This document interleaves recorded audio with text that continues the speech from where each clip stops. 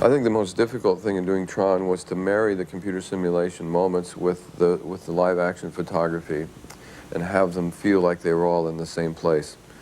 The fact that we were shooting people in black and white costumes on sets that were black and matting those people into computer simulated worlds, that many of those backgrounds were, you know, computer simulated scenes, and then you were putting people in them, or you were putting computer simulated images into graphically created scenes and then matting people into that, to have that all homogenized and feel like it was the same place, so you didn't say, oh, that was done this way and this was done this way. And also that the work done by Magi, III, Abels, all married together and felt like one thing. So you would say, oh, that was done by Magi and that was done by III, so that it just became a homogenized, you know, world that all melted together. As a design problem and as a filmmaking problem, I think that was the most difficult thing to do. But it was what I was most pleased with, that it did work so well. I noticed very early on in my work with computer simulation that all the different companies who did it basically had their own technique for doing it. It's like they each had their own kind of hot rod and their own kind of crew, and they were all hybrid systems. And the most difficult thing was, you know, getting them to have the same vocabulary, the same understanding, the same description of three-space motion, the same description of a color. And but after looking at it for a while, I realized that there were similarities that everybody understood, and basically it's everybody's understanding of three-space, of dimensional choreography. How surfaces are rendered, you know, whether one company could make something shinier or smoother or more like chrome, that's also basically, when you get down to making a picture, a matter of art direction. When we started dealing with the computer companies on Tron, you have to remember that a lot of the people who develop software for computers are not really filmmakers. They didn't begin their career as filmmakers, and so they won't approach the creation of visual imagery in the same way that a filmmaker will. We went in not knowing anything about computer technology. We only knew what we wanted to achieve on the film. But with discussions with the development groups in each company, we were convinced that we could actually develop the technology as we went along and marry it with the creative needs and end up with a film that would look good. As an example, we wanted a feeling of vast scale in Tron. We wanted that cycle arena to feel like it was miles wide. When a computer creates a picture, it will create everything crystal clear. So something that's a mile away will actually appear as clear and distinct and as well lit as something that's a foot away. And that just doesn't look real. So we said, you know what we need? We need a feeling of atmosphere in these shots. We have to make it look like things that are far away are far away. And in real life, you do that by softening the focus and, you know, kind of dimming the colors. And we came up with something that was really very simple, I think a standard technique now in computer graphics called depth cluing. You assign a mathematical progression to the light of the points, depending how far away they are from the camera source. The farther away they are, the less distinct they are, and that makes them look farther away. It's something you automatically get in live-action photography, but it's something that you have to mathematically apply to a computer image. Again, it was this constant give and take of our visual requirements with their technical possibilities that created Tron. When we finished Tron, we had pushed the technology of these computer companies, I think, many, many years ahead of where they would have been if they hadn't worked with us during the feature.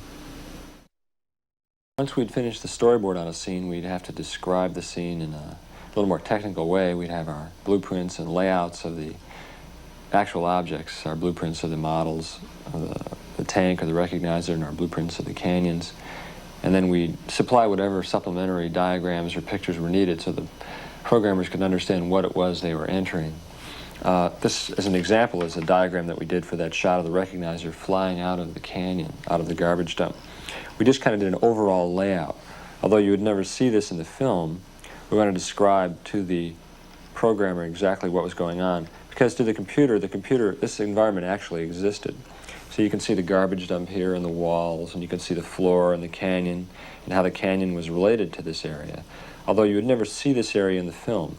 If you notice this little thing here, this is our camera, and this is where it would be placed in the beginning of the scene, shooting the recognizer. And as the recognizer flew out this direction and toward this canyon, the camera would turn and then follow the recognizer. So we drew a diagram for the RICO path and for the camera path. We did additional schematic diagrams, actual blueprint drawings on graph paper But this kind of drawing, just a basic artist's view, was very helpful in visualizing the actual action we were asking for. As an example, we'd supply a drawing that would look something like this. This had a kind of a schematic view looking down on the garbage dump and talk about the frame numbers and the number of feet that the object actually traveled in a certain amount of time.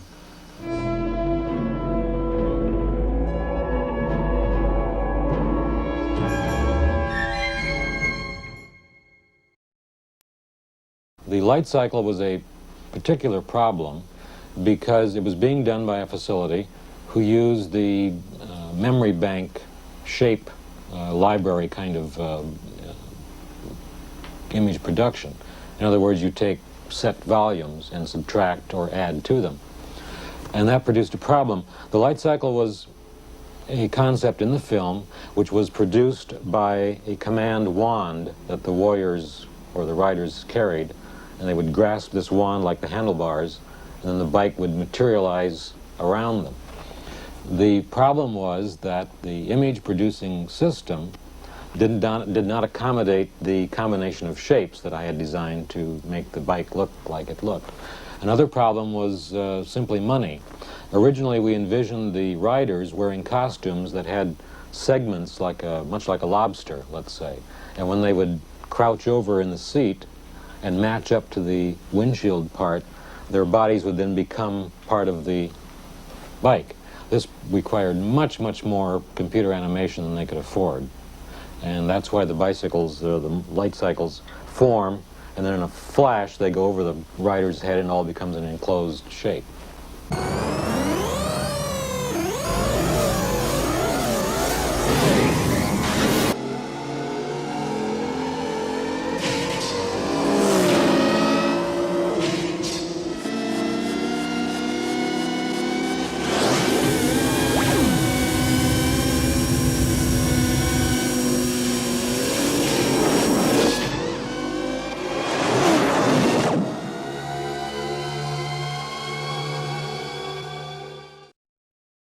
We knew that there was a lot of computer graphics to do for this film, and it was always intended that we do about 15 or 20 minutes, which was a huge amount. Nobody had ever really undertaken that amount. Yeah, after the initial terror of realizing that we were going to use a medium no one had ever used before, including us, we started to recognize the unique possibilities of working in the computer and the things that it would do for us, that it would free us from camera movement and free us from all kinds of restraints.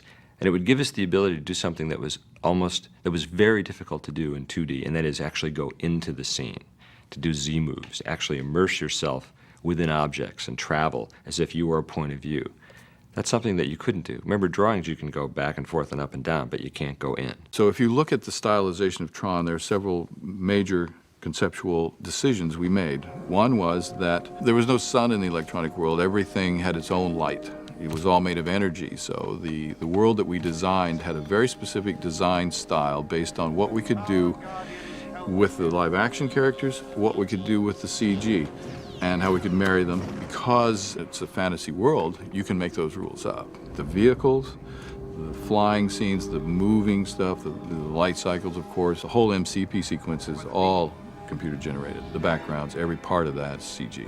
There was no Photoshop. There was no manipulating objects like graphics in a two-dimensional way. The modeling of objects was incredibly complicated and difficult, and Magi Synthevision had their way, but it had limits as to what kind of shapes you could create. You couldn't create any shape you could imagine. When it had multiple curves, it couldn't, create a spline or rotate an object to create a shape. And then the render time for frames was phenomenal. I mean, it was 10 minutes a frame or that type of thing. All right, let's get this show on the road. This was before the world went digital, so we were talking about computers and companies that were one of a kind. Each one had their own hot rod, turboed in its own way. They had their own software and hardware and their own film recorders, and they were diverse. Maybe they shared some algorithms here and there, but it was on the very beginning edge of where that technology was and becoming somewhat dependable. When you went to these places, it was as if one was going into weird occult mystical laboratories where people were conjuring up things that the rest of the world felt very uneasy about. It's a hard thing to convey to people today what it felt like then.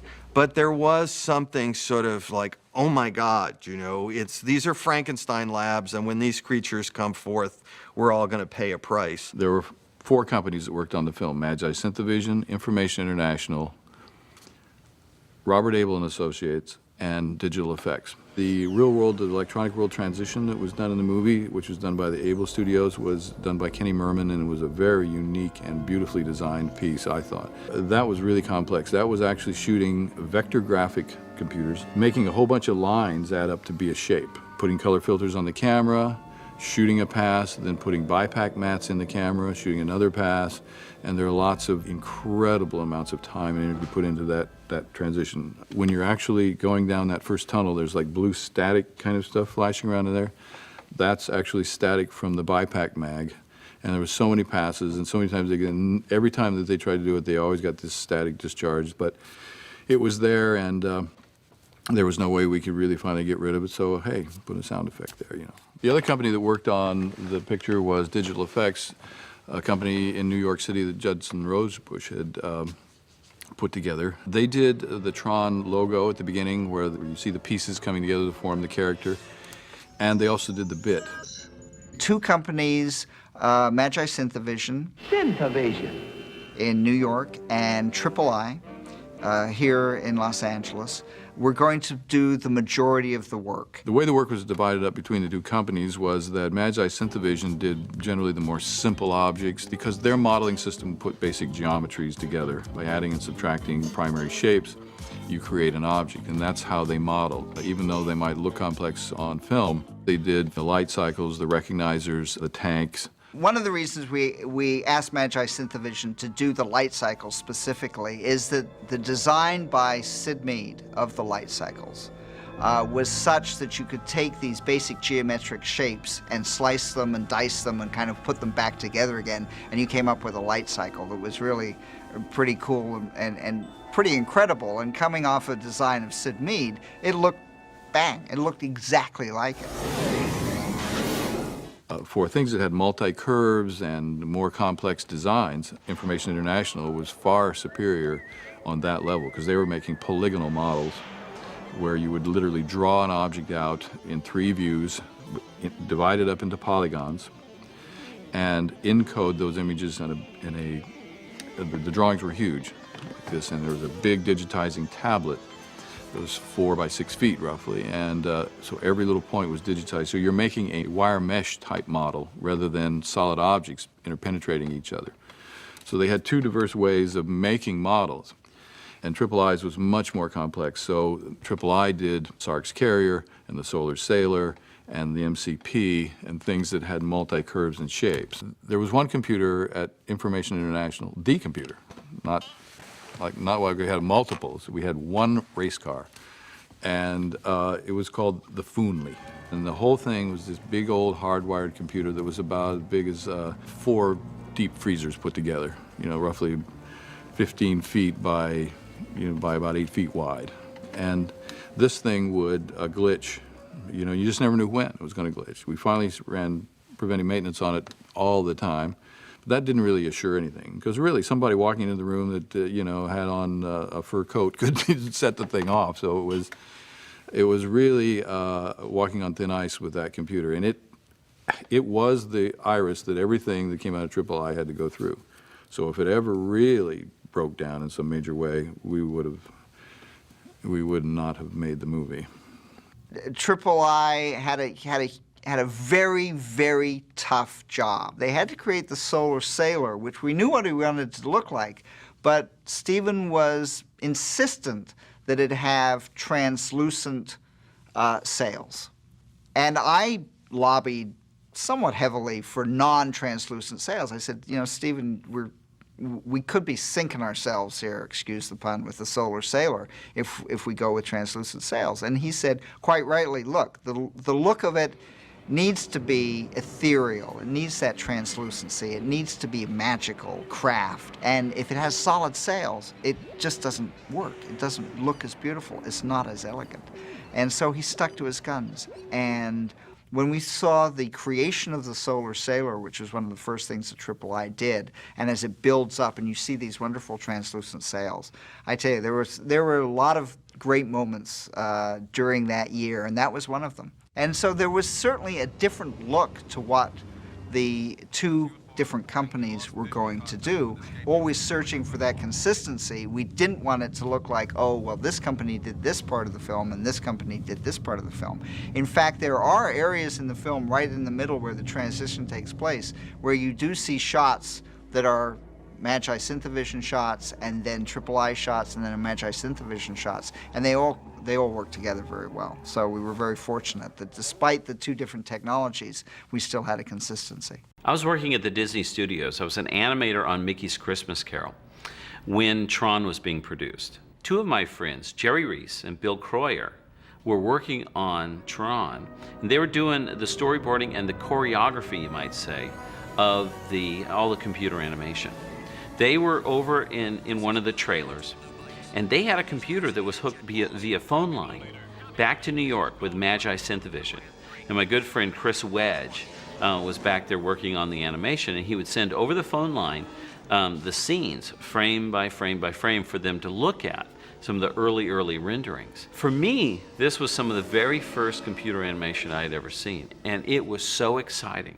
The first scene that I remember them working on was the light cycle sequence, and it absolutely blew me away. You had to have a completely symbiotic relationship with the computer technicians. You know, they had never done film, and we had never used computers. You couldn't have all the tools you wanted because you didn't know what tools you would need. It became this process of learning about what the technology could do and then brainstorming the creative side to use it. There really was no software to make anything move. There was only software to describe where things sat. And if you wanted something to go from here to here, it was literally as simple as, you know, X is 4, now X is 6, there's 2 units, and that was that. I mean, there was just nothing else, you know, around. So suddenly, Jerry Reese and I, who were the only animators on the whole show, were faced with the situation of trying to create what we consider to be Disney's quality animation, which meant animation that moved with personality and moved with drama. And we had to do it with no tools. You wouldn't be able to even pull a wireframe up on the screen and make it move. Couldn't even do that. You could only see a wireframe, a very primitive wireframe, at one frame at a time. And you could ask for frame 1 and frame 20 and frame 60, and you can kind of see them, but you could never see them move.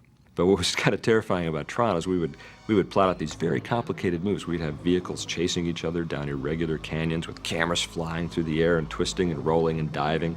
And all that had to be done with these very simple graphs. We had to go ahead and break it down frame by frame by frame, increment by increment. Because let's say you've got an object, like a light cycle. A light cycle, for every frame that it moves, it will need at least 6 numbers to describe its position. It will need its X, Y, and Z translations to show where it is in space. And then it will need its yaw, pitch, and roll to describe how it's tilting.